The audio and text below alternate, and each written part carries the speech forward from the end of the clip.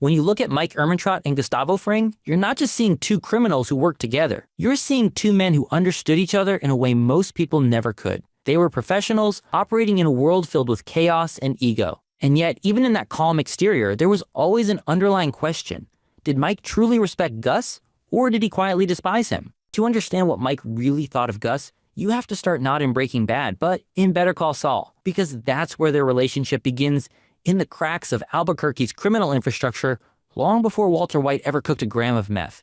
It's the story of how two control freaks, one with a code, the other with a vision, learn to coexist in the same world. When Mike first appears in Better Call Saul, he's not Gus Fring's right-hand man. He's a parking booth attendant, a disgraced ex-cop from Philadelphia, trying to keep his head down while dealing with guilt and loss. He's not looking for power, he's looking for control over himself, his emotions, and his environment. And that's the exact reason Gus would later find him valuable. In those early seasons, Mike's moral compass is still visible. He's not a killer for hire, at least not yet. He does jobs for the Salamancas, not because he respects them, but because he needs the money and doesn't yet see a better option. The turning point comes after his first real encounter with Gus, when Gus arranges for Mike's retaliation against Hector Salamanca to be quietly stopped. Mike's rifle shot on the desert road, the one Gus prevents, is the moment where both men silently acknowledge each other. Mike realizes someone out there is watching, someone with precision, patience, and structure. At first, Mike is irritated by that interference. He doesn't know who Gus is yet, but he understands power when he sees it. When the two finally meet face to face, Gus doesn't recruit him, he tests him. He wants to see if Mike can operate without emotion, without ego. Mike, in return, sees Gus for what he is, a man who operates like a surgeon in a world full of butchers. From the start, there's no friendship. There's respect. Cold, mechanical respect. As the seasons move on, Gus slowly brings Mike into his world. It's not through flattery or money, but through shared principles. Both men have a code.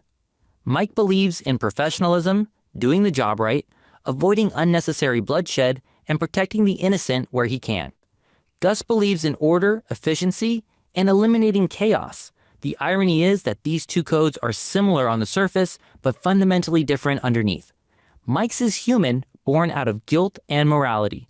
Gus's is mechanical, built from vengeance and control. When Gus finally brings Mike into his organization full-time, Mike doesn't do it out of admiration. He does it because he recognizes Gus as the lesser evil. The Salamancas are unpredictable animals. Gus, in comparison, runs his empire like a business. To a man like Mike, who's seen what happens when emotion clouds judgment, Gus's control is attractive. He can work under that. He can respect that. And yet, even from the start, Mike sees something cold in Gus, something he doesn't fully trust. He doesn't say it aloud, but it's visible in his expressions whenever Gus speaks about revenge. Mike isn't blind. He knows Gus isn't just running a business, he's running a long, obsessive war against the Salamancas. And Mike, being who he is, understands that personal vendettas eventually destroy everything. Still, Mike continues, because in the criminal world, principles don't keep you alive. Power does. The construction of the superlab is where their dynamic becomes clearer. Gus brings in German engineers to build the operation beneath the laundry. Mike is the liaison, the foreman, the enforcer, and the caretaker. It's a job that perfectly suits his skill set, managing men, enforcing discipline, and solving problems without making noise. During this period, Mike starts to see Gus for what he truly is, a man obsessed with control to the point of inhumanity. The death of Werner Ziegler is the key moment here. Werner isn't just a worker, he's a decent man who makes a mistake out of naivety. Mike likes him, maybe even feels responsible for him. And when Gus orders Mike to take care of the situation, Mike hesitates. He doesn't want to do it. But Gus gives him no choice. The scene where Mike kills Werner isn't just a hit. It's a moral fracture. It's where Mike fully understands that working for Gus means abandoning his own sense of humanity whenever it conflicts with the mission.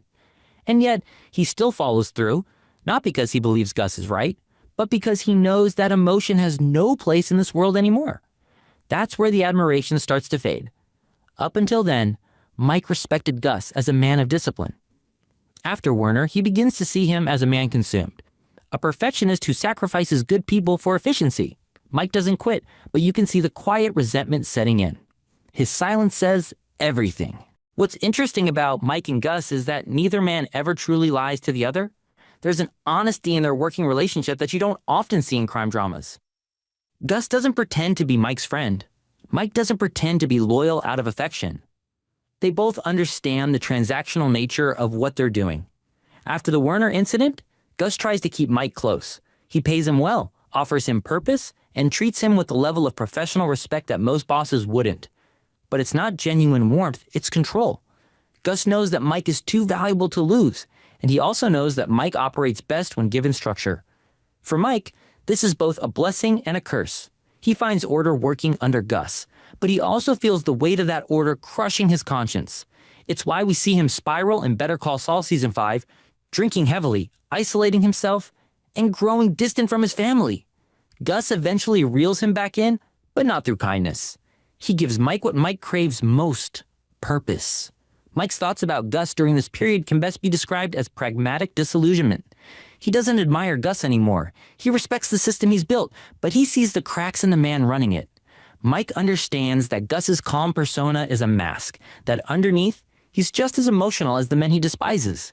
Gus hides it better, but his entire empire is fueled by rage. And Mike knows that rage, no matter how organized, always burns itself out. By the time we reach Breaking Bad, Mike has fully accepted his role in Gus's world. He's not questioning orders anymore. He's enforcing them. He's the man who cleans up Gus's messes, intimidates witnesses, and keeps the operation airtight. At this point, Mike doesn't need to think about whether Gus is a good man. That debate ended long ago. Now, he simply does the job because it's the only thing he has left that makes sense. But even in this stage, there's still a quiet tension. Mike and Gus operate like two halves of a machine, perfectly synchronized but emotionally distant. Mike respects Gus's ability to control the chaos around him, but he doesn't share the vision behind it. Gus wants revenge and empire. Mike wants order and security. The two goals align, but only temporarily. When Walt enters the picture, Mike immediately senses trouble. He sees the chaos, the unpredictability, the ego, everything that Gus built his empire to avoid. And yet, Gus, blinded by opportunity, brings Walt in anyway. This is the first time Mike openly disagrees with Gus. He sees what Gus can't, that Walt's ambition will destroy them all. And when that prophecy comes true, it's almost poetic. Gus's fatal flaw was believing that he could control everything, even someone like Walter White. Mike never believed that. He knew better. Gus's death, professional respect, human distance. When Gus finally dies, Mike isn't there to see it. He's recovering from a gunshot wound. But when he learns the news, his reaction is telling. There's no emotion, no mourning, no satisfaction, just acceptance. Because for Mike, Gus was never family. He wasn't a friend. He was a boss. One Mike respected for his discipline and despised for his ruthlessness. What Mike likely thought in that moment was something along the lines of, that's the laugh. You build the machine, and eventually, it eats you too. He knew it was inevitable. Every man like Gus eventually meets someone they can't control. Still, even with all that, Mike doesn't disrespect his memory. He doesn't speak ill of him afterward. He just moves forward because that's what Mike does. He compartmentalizes. Gus is gone, but the lessons remain. Never get personal. Never get emotional. Never think you're untouchable. The irony of Mike's story is that he dies the same way Gus did, calm, resigned, and almost professional about his own death. When Walt shoots him by the river, Mike doesn't beg or curse. He just sits there, bleeding out, quietly reflecting on the mistakes that led him there. And in that moment, you can see the shadow of Gus Fring in him, the composure, the quiet acceptance, the refusal to lose dignity even at the end. That's the deepest layer of their relationship, not friendship, not hatred, but reflection. Mike and Gus were mirror images of each other, both men chasing control in a world that can't be controlled. Gus lost himself to vengeance. Mike lost himself to professionalism. In the end, Mike's real thoughts about Gus weren't love or hate. They were understanding.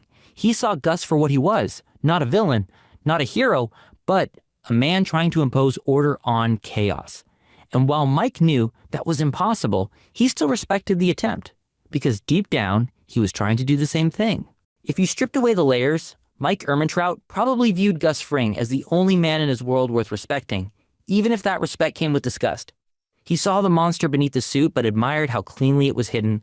He knew Gus would one day fall, but he worked for him anyway, because the alternative, chaos, was worse. Mike wasn't loyal to Gus as a person. He was loyal to the order Gus represented.